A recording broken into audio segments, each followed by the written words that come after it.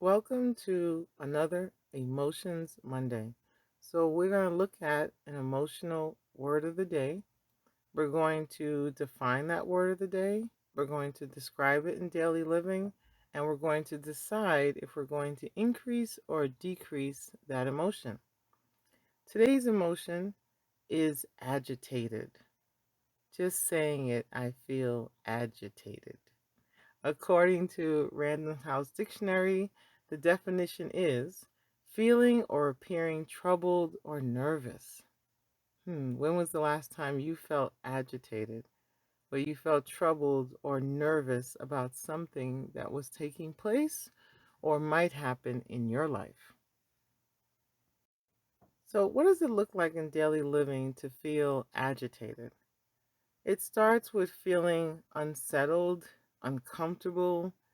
It starts with someone or something or a decision that's about to happen that you're not sure what the outcome is going to be, or they're doing it in a way that just it doesn't sit with you, right? It causes you to feel as if something is out of place. It doesn't make sense. It may not add up, right? It may be that this decision that they're about to make or this thing that they're doing, it doesn't appear to be what they're telling you.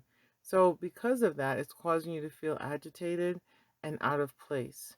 There's something inside of you saying, this doesn't feel right, or I don't agree with this, or there's a better way, or maybe we're taking the longest way to get to the same solution, to get to the same end, and there's a shorter, better way. So there's something about this decision, this thing that's happening that you don't agree with, right? And other times that we're agitated is when there are people doing things that we simply say, nope, I don't like that, I don't agree with it, or I don't want it.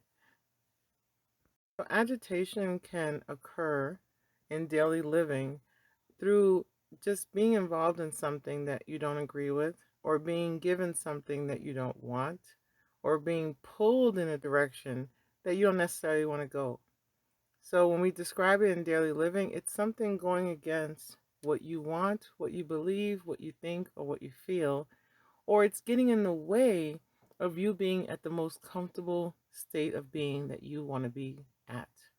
And so therefore you find yourself feeling a little troubled by it or nervous by it because you know the state that's going to make you feel comfortable and calm, and this thing, whether it's an action or a decision or a person, is taking you out of that state of calm, out of that state of comfort, and therefore you find yourself agitated. It's the beginning of getting annoyed and frustrated and angry, or the beginning of feeling as if you're going to disconnect or leave a situation or leave an opportunity, but you're not quite there yet. You haven't made a full decision, but you're at the beginning of, this doesn't go well with me, right? I'm not in agreement. That's what this looks like in daily living. Another example in daily living, people get agitated when someone's trying to sell you something you don't want. If you've ever been to a timeshare presentation, or you ever had a pushy salesperson on the phone and they just keep, you tell them, I don't want it, and they just keep telling you a million one ways why you should. And they may start off, giving you really nice and positive answers of what you should. And then it's slowly, as they're getting frustrated because you keep saying no, and you're frustrated because you just want to hurry up and get off the call or get out of the room or end the sales pitch. They are increasingly becoming more aggressive and sometimes becoming rude. That causes agitation because you want to leave. You have already made up your mind that you're not in agreement with this sale and you don't want to purchase this item. They continue to keep trying to get you to purchase it. Or another example is when someone's offering you food that you don't like, that you don't particularly care for, and they keep trying to offer you the food. That will cause you to be agitated because you already made it clear that you don't want it. Or maybe it wasn't clear, but you did express that you're not interested, and they keep wanting you to try this food even though you find that it doesn't smell good to you, doesn't taste good, or it doesn't look good.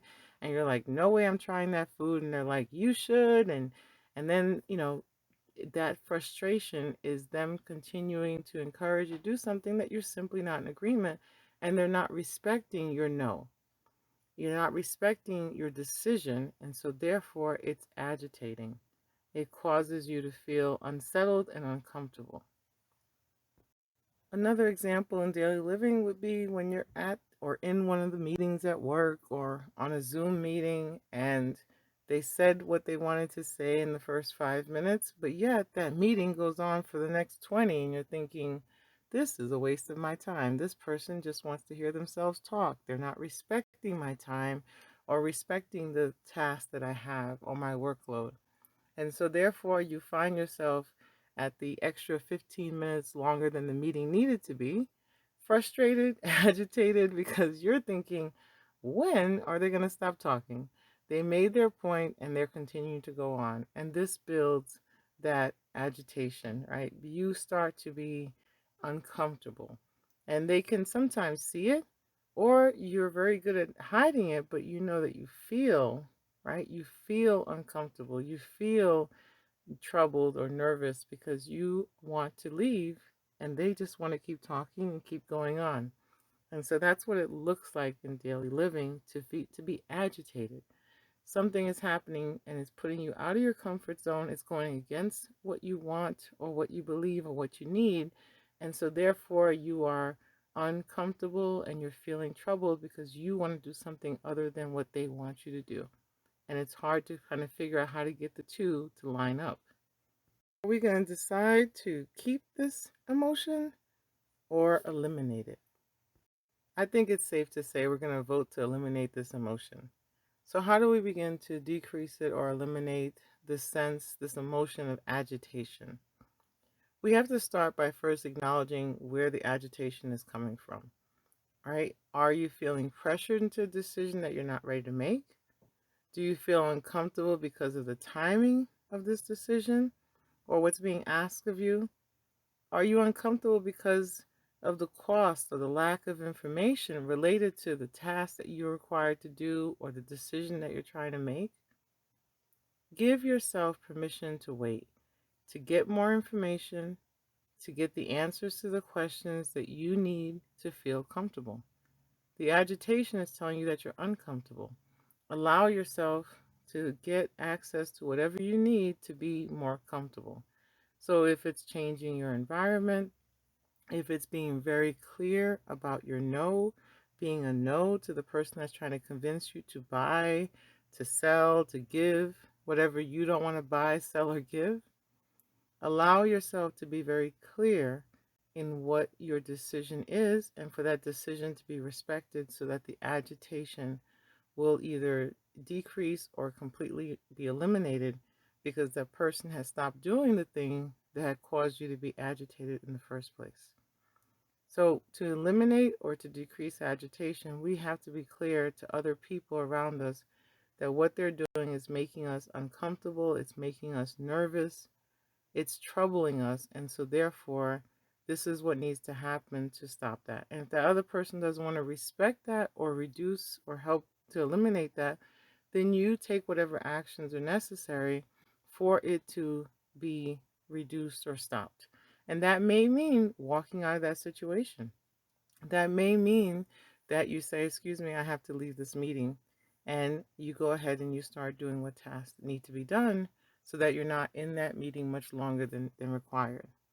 That also may mean for the places and the meetings that you can't get out of because it's your boss and they require you to sit there, but it may be thinking about the things that you're going to do and kind of separating yourself mentally and emotionally from that meeting so that you can reduce that sense of agitation, prepare yourself for when you're actually released from the meeting to do the tasks that you need to get done. That way, it doesn't seem like, okay, I'm giving my emotions and my creativity and all of my energy to this meeting when I know this meeting could have been summed up in 5 minutes or less. But you're not allowing yourself to be unprofessional, but you're allowing yourself to have the boundaries needed so that you can get through that meeting, but still look forward to doing the tasks that you need to do that are required of you. So, in reducing that sense of agitation, sometimes you're able to physically remove yourself from that situation. Sometimes it's more of a mental release from that situation. And other times it's about clearly letting the other person know or clearly making a decision one way or another about the situation that you were in to reduce the agitation that you were feeling because maybe you were undecided, maybe you weren't clear, right? And the other person wasn't sure which way you were going, whether you were in agreement or not in agreement.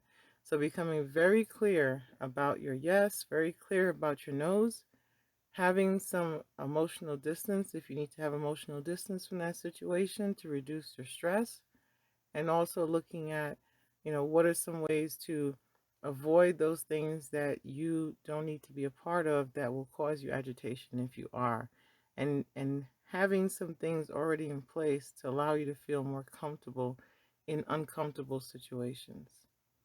Thank you for joining us for Emotions Monday, and we will see you next Monday for the new emotion of the day.